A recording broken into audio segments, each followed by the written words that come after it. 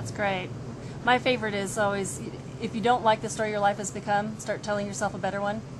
You know, the story that you have in your own mind is something that drives your everyday actions, and when your actions change, your life has to change.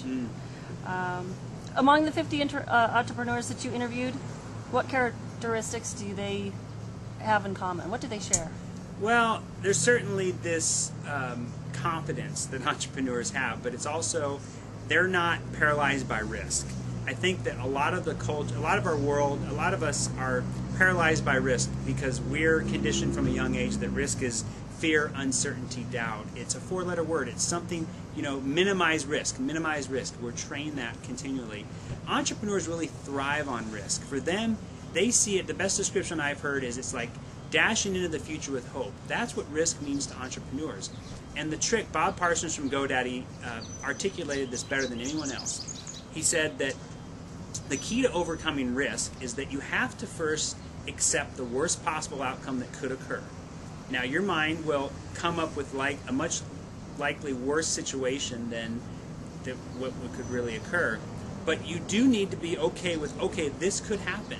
And once you've accepted that, you put it on the shelf and you focus on the positive and you focus on moving yourself forward, and just don't let that be your focus. And he said that once he had accepted that where the company was going could potentially be down the drains and all his wealth could be gone, he said once he fully accepted that could be a result, he put it on the shelf and focused on the positive. He said the very next month GoDaddy turned their first profit and has been profitable every quarter ever since. So I think you first have to come to terms on that. So that's a characteristic that is not conventional. It's certainly not what a lot of our education teaches us. Speaking of education, since I just wrote about education and personal finance literacy, do you feel that we're educating our children to have an entrepreneurial mindset at all? Or, you know, if we're not, where can people learn these skills? You know, my dream would be that people embrace this idea of 50 interviews early in life.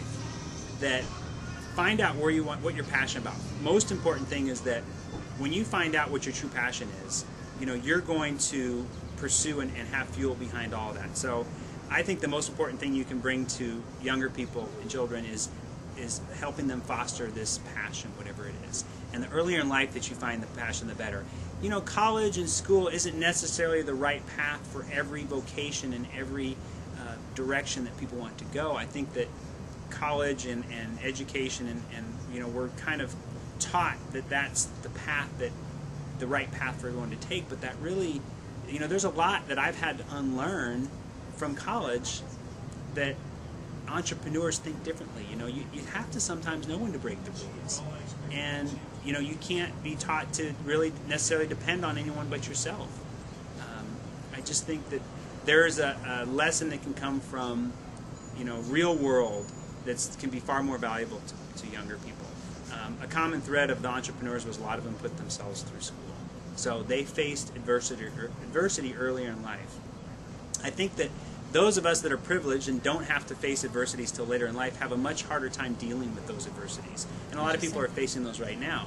But you know, if you face adversity early in life and you overcome it, when you face it later in life, it's not necessarily a, you know, shocker or a showstopper. You've come to learn to overcome those. Great, that's so true. What do you see are the biggest barriers confronting a wannabe entrepreneur, such as yourself, Brian? The limiting beliefs, without a doubt, is the limiting beliefs that, you know, all the employees that you surround yourself with will likely share. And most people I worked with was like, you know, you're crazy to quit your job right now in these times. Hang on to your job, you know, postpone this until later when the economy's better. Entrepreneurs, complete opposite. Brian, now has never been a better time to pursue this. And what you really need to do is surround yourself with that community and stop surrounding yourself, or at least stop listening to the community that is sitting where you don't want to be. It's just that, you know, it's a contagious type of thing that occurs in a culture. And you know, if your company is filled with negativity, it's going to be very hard for you not to get pulled into those negative thoughts and beliefs, and pull yourself out of that. Or if you're in that environment, spend as much time as you can outside that environment and listen more to the people that see things in a positive way. So, I mean, for me, it was simply surrounding myself with the 50 entrepreneurs. For me, that was the validation that I needed, the proof, the evidence that I could do this.